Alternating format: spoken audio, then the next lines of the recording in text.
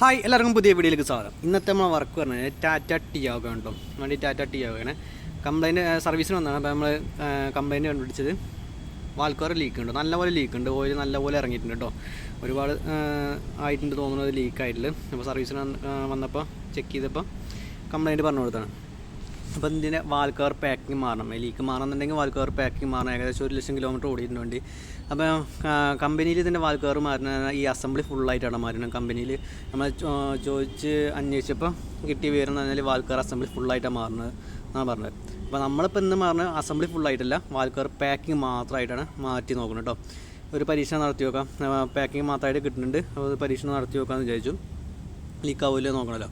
അപ്പോൾ ഇനി വാൽക്കവർ അയക്കാന്നുണ്ടെങ്കിൽ 3 ignition coil അയക്കണം, പിന്നെ സെൻസറും കാര്യങ്ങളും അയക്കണം. ഒരു സെൻസർ ഉണ്ട്, അത് അയക്കണം. പിന്നെ വയറിംഗ് കിറ്റ് ജസ്റ്റ് ഒന്ന് മാറ്റിയേക്കണം. പിന്നെ ചുറ്റും ബോൾട്ട് 10 ബോൾട്ടുകൾ ഉണ്ടായിരിക്കും. പിന്നെ അത് അവിടെ ഒരു ഹോസ് ഉണ്ടായിരിക്കും. അതിൻ്റെ മുന്നേ ഏറ്റവും മുന്നേ എയർ ഫിൽറ്ററിൻ്റെ അസംബ്ലി ഇതിൻ്റെ മുകളിലാണ് വരുന്നത്, വാൽക്കവറിൻ്റെ മുകളിലായിരുന്നു. അപ്പോൾ അത് ആദ്യം അയച്ച് മാറ്റി വെച്ചിട്ടുണ്ട്. അപ്പോൾ ഇനി നമുക്ക് വാൽക്കവർ അഴിച്ച് നോക്കാം. അപ്പം വാൽക്കവറിൻ്റെ എല്ലാ കാര്യങ്ങളും അയച്ചിട്ടുണ്ട് കേട്ടോ. രണ്ടും കൂടി നടക്കില്ല, വീഡിയോ എടുക്കലും അഴിക്കലും നടക്കുന്നില്ല. എന്താ സെൻസർ അയച്ച് മാറ്റി വെച്ചിട്ടുണ്ട്, ഇഗ്നിഷൻ കോയിൽ അയച്ച് മാറ്റി വെച്ചിട്ടുണ്ട്. പിന്നെ ചുറ്റുള്ള റൗണ്ടിങ് ബോട്ടും കാര്യങ്ങളും കഴിച്ചിട്ടുണ്ട്. വയറിങ്ങും ജസ്റ്റ് മാറ്റി വെച്ചിട്ടുണ്ട്. പിന്നെ ബ്രീത്തറക്കില്ല ഹോസും അത് അഴിച്ച് മാറ്റി വെച്ചിട്ടുണ്ട്. ഇനി ഞാൻ വാൽക്കവർ പൊക്കി എടുത്തേക്കട്ടോ. അപ്പോൾ ഇത് ഒരു ടൈം പൊക്കിയതാണ്, എന്നിട്ട് തിരിച്ച് വെച്ചാണ്. അപ്പോൾ അത് പൊക്കുന്ന സമയത്ത് ടൈറ്റ് ഉണ്ടായിരിക്കും. അപ്പോൾ പൊട്ടിക്കരുത്, പ്ലാസ്റ്റിക് ആയതുകൊണ്ട് പൊട്ടാനുള്ള സാധ്യതയുണ്ട്. അപ്പോൾ പതിയെ എടുക്കണം കേട്ടോ. പൊട്ടിക്കഴിഞ്ഞാൽ പിന്നെ എന്തായാലും അസംബ്ലി ഫുള്ളായിട്ട് മാറേണ്ടി വരും. അപ്പോൾ എടുക്കുന്ന സമയത്ത് സൂക്ഷിച്ചും കണ്ട് എടുക്കുക.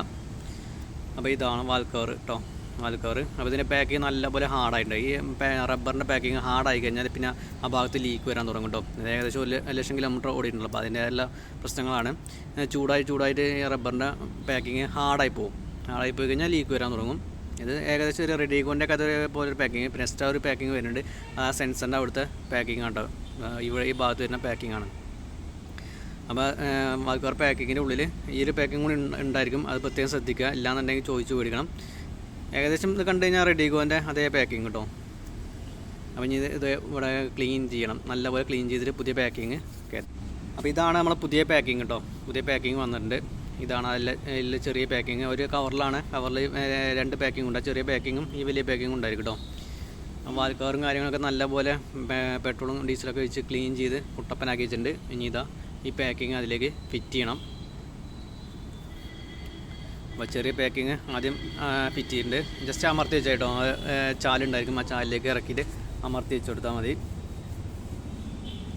ഇത് ഇഗ്നിഷൻ കോയിലിൻ്റെ അവിടുത്തെ ഈ പാക്കിങ് പോയി കഴിഞ്ഞാൽ നമ്മൾ ആ സ്പാർക്ക് പ്ലഗിൻ്റെ ഉള്ളിലേക്ക് ഓയിൽ ഇറങ്ങും കേട്ടോ. പിന്നെ മിസ്സിങ്ങും കാര്യങ്ങളൊക്കെ ഉണ്ടാവും.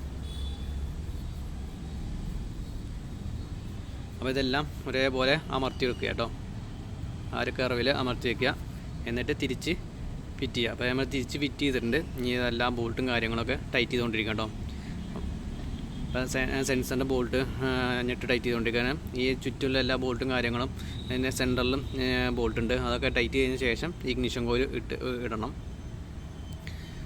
അതിനുശേഷം എയർ ഫിൽറ്ററും കാര്യങ്ങളും ഫിറ്റ് ചെയ്തിട്ട് അടിഭാഗത്ത് ഓയിൽ ഇറങ്ങിയിട്ടുണ്ട്. അപ്പോൾ ആ ഭാഗം ഒന്ന് നല്ലപോലെ ഒന്ന് വെള്ളമടിച്ച് ക്ലീൻ ചെയ്യണം കേട്ടോ.